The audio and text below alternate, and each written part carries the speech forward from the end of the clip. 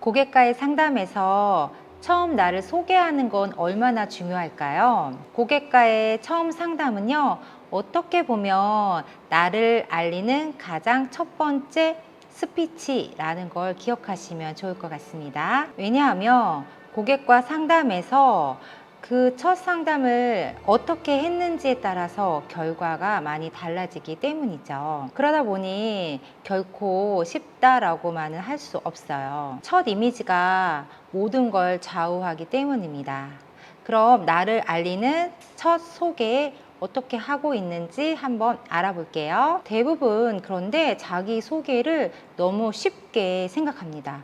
아무렇지도 않게 그냥 대충 그렇게 한다라는 거죠. 자기소개는요, 특별해야 합니다. 아주 끌리게 이야기를 해야겠죠. 미리 준비하고 철저하게 했을 때 실수가 없습니다. 지금부터 제가 첫 인상을 좋게 하는 자기소개법에 대해서 말씀드리도록 하겠습니다. 첫 소개 시 나를 호감 가게 가는 게 포인트예요. 너무 내 자랑만 쭉 이렇게 늘어놓으면 오히려 호감도가 떨어질 수 있어요. 처음 시작을 어떻게 했는지에 따라서 그 이야기를 더 들을지 아니면 그만 듣고 싶다 이렇게 생각을 많이 하기 때문이에요. 처음 상담 시 나를 알리는 이야기 시 절대 하지 말아야 되는 이야기를 한번 드려볼게요. 첫 번째, 절대 부정어를 사용하면 안 된다입니다.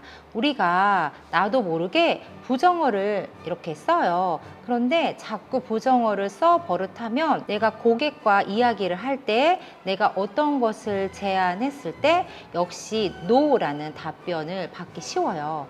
그러니까 처음부터 모든 대화는 긍정어로 이렇게 끌고 가시면 좋을 것 같습니다. 두 번째는요, 너무 나의 이야기만 쭉 이렇게 하는 것은 금물이에요. 왜냐하면 상대방의 이야기를 듣지 않고 내 이야기만 계속 한다?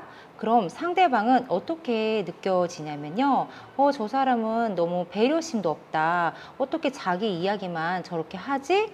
너무 이기적이다. 라고까지 생각을 할 수 있다라는 거예요. 네, 이렇게 이야기하시는 분들의 특징은요. 사실 본인이 시간을 얼마큼 쓰는지조차 계산도 안 하고 말하는 방법에 대해서 한 번도 생각해 보지 않고 그냥 내가 생각나는 대로 이야기를 하는 습관을 가지신 분들이죠. 사실 이런 경우가 제일 안타깝다라고 저는 생각이 들긴 합니다. 그럼 처음 소개 시 나를 어떻게 나타내야 되는지 한번 알아볼게요. 처음 소개 시 내가 10가지 이상의 이야기를 처음부터 전달하면 안 됩니다. 우리는 이야기를 통해서 내가 전달하고 싶은 게 10개 이상 된다 하더라도 절대 그 짧은 시간 안에 다 전달할 수 없습니다. 오히려 그렇게 말하려고 하다 보면 내 말이 막 빨라지잖아요. 그래서 중요한 거는요, 상대방이 원하는